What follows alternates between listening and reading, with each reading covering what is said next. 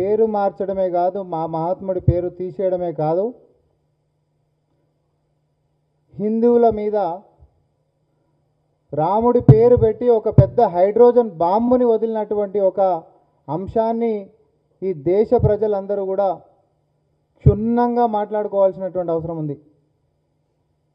మనందరి నెత్తి మీద గిట్ట బాంబు వేసుకుంటా ఆ బాంబు మీద మాత్రం రాముడి పేరు పెడితే ఎట్లయితే ఉంటుందో, ఈ చట్టానికి చేసినటువంటి సవరణలతో ఎవడు అడగకుండా ఆ చట్ట సవరణకు మాత్రం రామ్ అనేటటువంటి పేరు వచ్చేటటువంటిది పెట్టి జనాలందరినీ ఏదో నోరు మూపెచ్చేసేద్దాం, ఏమనంటే దేవుణ్ణి అంటారా అనేటటువంటిది ఒక కపట రాజకీయం చేసేటటువంటి కుట్రకి బీజేపీ తెరలేపింది.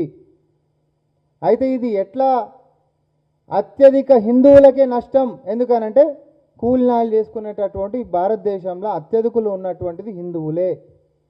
ఆర్థికంగా వెనుకబాటుతనంతో కూలి చేసుకుంటే తప్ప జీవన విధానం ముందుకు నడవలేనటువంటి వాళ్ళ కోసం, ఏ కొలువులు లేనటువంటి వాళ్ళ కోసం, చదువులు రానటువంటి వాళ్ళ కోసం, అరే క్షేత్రస్థాయిలో ఏ పని లేక ఆకలితోటి పిల్లలు చచ్చిపోతురు, కనీసం పిల్లలకు చదువులు చెప్పలేనటువంటి పరిస్థితుల్లో అమ్మనాయనలు ఉంటారు అనేటటువంటి వాళ్ళని ఉద్దేశంలో పెట్టుకొని ఏడాదిలో కనీసం ఒక 100 రోజులు కూలిచ్చైనా సరే వాళ్ళని బతికించుకోవాలనేటటువంటి ఉద్దేశంతో మరి మన్రేగా కార్యక్రమాన్ని కాంగ్రెస్ పార్టీ ఆయల ప్రభుత్వం ఉన్నప్పుడు మనం తీసుకొని వచ్చినాం. దీని ఉద్దేశం ఏంటిది అని అంటే కనీసం ఏడాదిలో ఒక 100 రోజులు ఏ పని లేనటువంటి వాళ్ళకి, ఆర్థికంగా బాగా కింద క్షేత్రస్థాయిలో పేదగా బతుకుతున్నటువంటి వాళ్ళు బతకాలని చెప్పి 100 రోజులు కూలిచ్చేటటువంటి సిస్టమ్ ఇది. అట్లాంటి సిస్టమ్ని నరేంద్ర మోడీ గారు ఆయన సర్కార్ కాగితం మీద మాత్రం 100 రోజులని 125 రోజులు చేస్తున్నామని కాగితం మీద లెక్కలు మార్చింది. కానీ అసలు కహాని మైదానంలో ఏముందో కూడా మనం మాట్లాడాలి కదా. మహాత్మా గాంధీ గారి పేరు మార్చిర్రు అనగానే కాంగ్రెస్ వాళ్ళు మేమందరం కూడా మా మహాత్ముడి పేరు ఎట్లా మారుస్తావు, గన్ను పెట్టి పేల్చినటువంటి గాడ్సే అది పేలుస్తే కూడా ఛాతీలో 4 బుల్లెట్లు తీసుకొని హేరామ్ అని చెప్పి కింద పడ్డటువంటి ఆ మహాత్ముడు రామరాజ్యం రావాలే, గ్రామ స్వరాజ్యం సాధించాలి నా భారతదేశం అని చివరి శ్వాస దాకా కూడా మన మధ్యలో ఉన్నటువంటి ఆ మహాత్ముని ఈ దేశం ఒకటే కాదు ప్రపంచంలో 100కు పైన దేశాలు విగ్రహాలు పెట్టుకొని ఆయనని కీర్తించుకుంటారు. ఆయనను అందుకనే మహాత్ముడు అని అన్నారు. ఏం ఆశించకుండా, ఏ పేరు కోసం పాకులాడకుండా దేశం కోసం జీవితాంతం అన్ని సౌకర్యాలను వదిలిపెట్టుకున్నటువంటి ఆ యొక్క మహాత్ముని పేరు అడ్డం వచ్చిందంట అండి. ఆ మహాత్ముడికి శత్రువులు ఎవడన్నా ఉంటాడు అని అంటే చరిత్ర పేజీలు మొత్తం తిరిగేస్తే కేవలం బ్రిటిషర్లు వెళ్తారు. కేవలం బ్రిటిషర్లు వెళ్తారు. బ్రిటిషర్ల బూట్ల కాడ పనిచేసినాడు అని వెళ్తాడు. సో మహాత్ముడి యొక్క పేరు అడ్డం వచ్చి ఆయన పేరుని తొలగించాలనేటటువంటి కుట్ర చేస్తే బ్రిటిషర్ వాడన్నా ఆయన చేసి ఉండాలి, లేకపోతే ఈరోజు బ్రిటిషర్ల బూట్ల కాడ పనిచేసినోడన్నా చేసి ఉండాలి. అదే బీజేపీ ఈరోజు రామరాజ్యం గ్రామ స్వరాజ్యమే ఆయన నినాదంగా జీవితం మొత్తం బతికి సచ్చేటప్పుడు కూడా బుల్లెట్లు ఛాతీలో దిగుతూ కూడా హేరామ్ అని చెప్పి కూలిపోయినటువంటి మహాత్ముని పేరు తీయడం జరసేపు పక్కన పెడదాం. ఆయన పేరు కోసం పాకలాడేటటువంటి వ్యక్తి కూడా ఏం కాదు. కానీ భారతదేశంలో మహాత్ముని గౌరవించుకోలేనటువంటి పరిస్థితికి ఆ దేశం పోయింది అని చెప్పి ప్రపంచం మొత్తం కూడా మనం రేపొద్దున ఏలుబెట్టి చూపించేటటువంటి లెక్క తయారు చేశారు కదా మీరంతా. కానీ చట్టం పేరు మీద తీసుకొని వచ్చి అసలు ఈ చట్టం ఏంటిది అంటే తెలంగాణలో ఈ ఉపాధి హామీ పథకం కింద జాబ్ కార్డు హోల్డర్లు అంటాం. వీళ్ళందరూ రిజిస్టర్ చేసుకుంటారు, వాళ్ళందరూ కార్డులు ఇస్తారు. ఈ జాబ్ కార్డు హోల్డర్లు ఎవరికైతే సార్ మాకు కనీసం కూలన్న కావాలని ఎన్రోల్ చేసుకున్న వాళ్ళు వీళ్ళంతా వీళ్ళు తెలంగాణలో 53 లక్షల మంది ఉన్నారు. ఎంతమంది ఉన్నారు? 53 లక్షల మంది ఉన్నారు. ఈ 53 లక్షల మంది రేపొద్దున మాకు కూలి కావాలనుకుంటే పోయి పని చేసుకునేటోళ్ళు. అట్లా 53 లక్షల మంది కూడా 100 రోజులు కనీసం కూలి ఇచ్చి పని చేయించేటటువంటి పథకమే గ్రామీణ ఉపాధి హామీ పథకం ఉండే. అంటే ఏంది 53 లక్షల మంది ఒకవేళ 100 రోజులు గిట్ట పని చేస్తే పని చేయాలంటే 53 కోట్ల పని దినాలను మనం ఇవ్వాలన్నమాట. ఒక్కొక్కరికి 100 రోజులు కదా, 53 లక్షల మంది మరి పని చేస్తే 53 కోట్ల పని దినాలను మనం ఇవ్వాల్సి వస్తుంది. అట్లా తెలంగాణకి పోయిన సంవత్సరం ఒక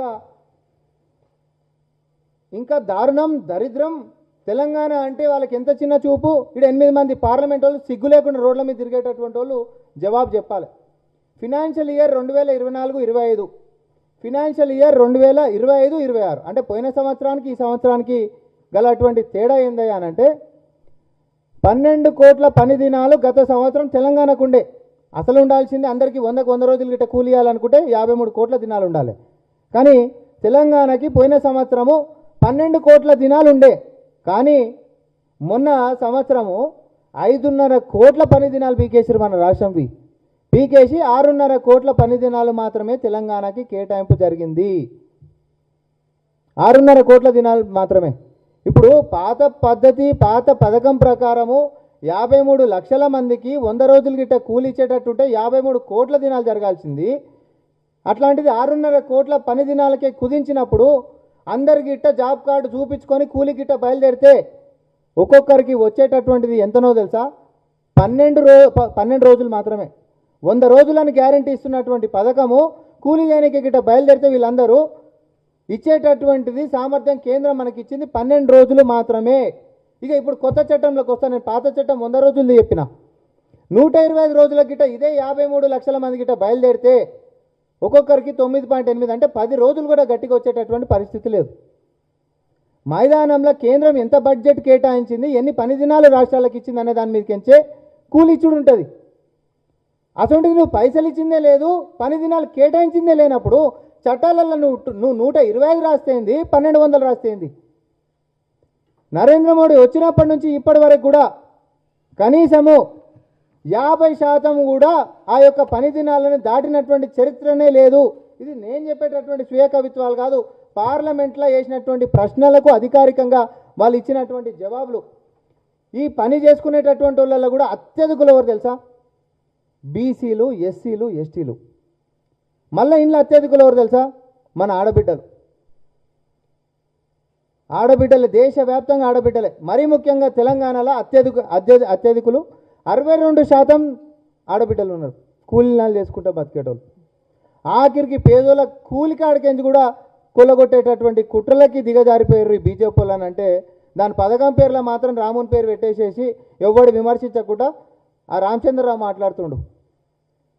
మాకు మహాత్మా గాంధీ అంటే వ్యతిరేకం కాదు, కానీ రాముడు అంటే కాంగ్రెస్ పార్టీ కోపం కాబట్టి విమర్శిస్తున్నారు అని అంటుండు. ఆ రాముడు కూడా మీకు గలీజ్ రాజకీయం చూసి అయోధ్యలో ఓడగొట్టిండు. సిగ్గుండాలి కొంచెమన్నా. అయోధ్యలో ఓడగొట్టిండు మీ పార్టీని. ఆయన నగరమైనటువంటి అయోధ్యలో బీజేపీని ఓడగొట్టిండు. దురహంకారంతో మెలుగుతున్నటువంటి మీకు 400 దాటి చూపిస్తామన్నటువంటిది ఇంకొక పార్టీ మీద ఆధారపడేటట్టుగా చేసిండు. ఆయన కూడా మేము ధర్మం నేర్చుకుంటలేరు మీరు.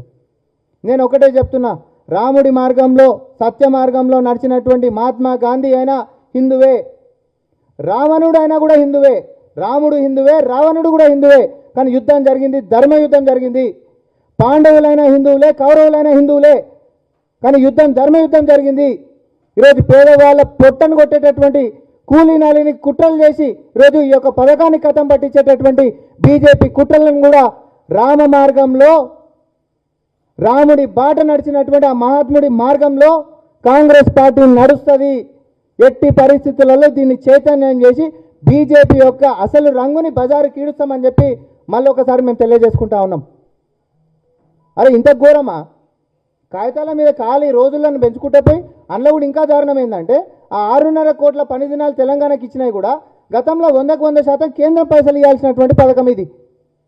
ఇప్పుడు 60% వాళ్ళు ఇస్తారంట, 40% మనం ఇవ్వాలంట.